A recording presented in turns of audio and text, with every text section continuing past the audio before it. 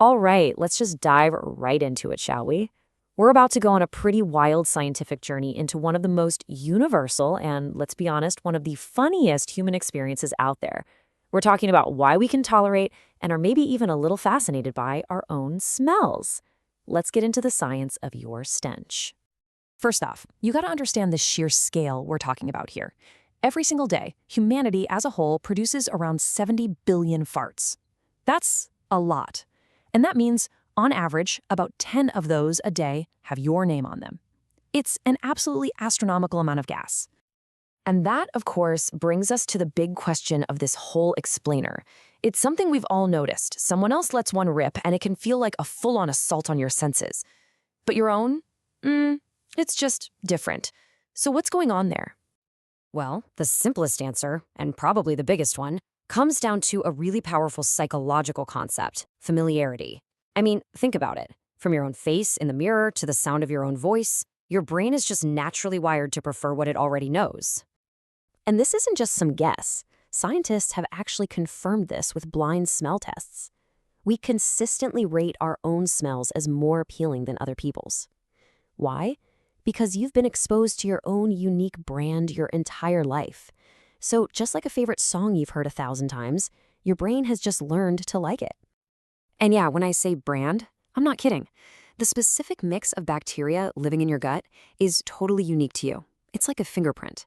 And those bacteria produce a signature scent that's different from literally every other person on the planet. Your nose can actually tell the difference between your personal blend and all the rest. So this preference isn't just a quirk. It's actually tied into a powerful evolutionary instinct. Your brain automatically categorizes your own scent, the one produced by your friendly, familiar bacteria, as safe. But an unfamiliar scent from someone else's foreign bacteria, oof, that gets flagged as a potential threat. Okay, I know what you're thinking. A threat? Come on, it's just a bad smell. But you have to think from an evolutionary perspective. That disgust reaction wasn't just about avoiding something kind of gross. It was about avoiding genuine danger. And this is where things take a surprisingly serious turn. Our brains are hardwired to protect us, and it's for a very good reason. It turns out that yes, farts can actually be a vehicle for spreading pathogens. See, tiny little fecal particles that get expelled can carry some nasty bacteria. There are even cases of farts spreading something called Streptococcus pyogenes, and that pathogen can cause a horrifying list of things, from tonsillitis all the way to flesh-eating disease. Now, for us modern folks wearing underwear, our clothes act as a pretty good filter, but for our ancestors, this was a very real concern. And that's exactly why that feeling of revulsion is so incredibly powerful. Disgust isn't just some random emotion. It's a finely tuned survival instinct. It's your brain's ancient alarm system just screaming at you, whoa, stay away from that. It can make you really sick. And we can even see the brain adapt this disgust response in other ways. For example, a mother's brain actually learns to find her own child's smells less offensive. And that allows her to do all the essential caregiving stuff without the same revulsion she'd feel for a stranger's kid.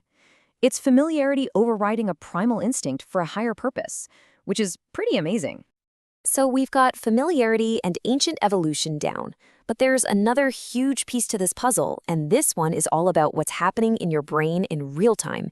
It's all about expectation, or maybe more accurately, the sudden lack of it. I mean, think about it. When it's coming from your own body, you get a warning, right? You feel it coming, so your brain anticipates the smell. And because the smelly event matches your brain's expectation, there's no alarm. The disgust response is super minimal.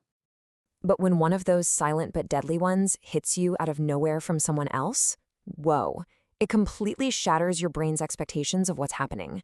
This sudden, unexpected negative thing makes your brain perceive the smell as way more foul and offensive than it might have otherwise.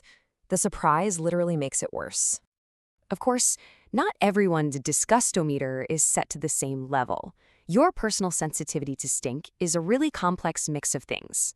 Research actually suggests that people who are more anxious or socially conservative tend to be more sensitive. Meanwhile, the adventure-seeking types are less so. And things like your age, gender, and culture also play a huge role. All right, so let's put it all together. The reason you prefer your own special blend comes down to these 4 key things. First, familiarity, you're just used to your own brand. Second, evolution, that disgust for other people's smells is an ancient defense mechanism. Third, expectation, a surprise attack on your nose is always worse. And finally, your own unique personality. So the next time you encounter some mysterious, foul odor and your face scrunches up in disgust, just take a second. You're not just having a bad sensory moment. You're actually feeling this complex cocktail of psychology, evolution, and neuroscience all at work. So the real question is, what is your brain really trying to tell you?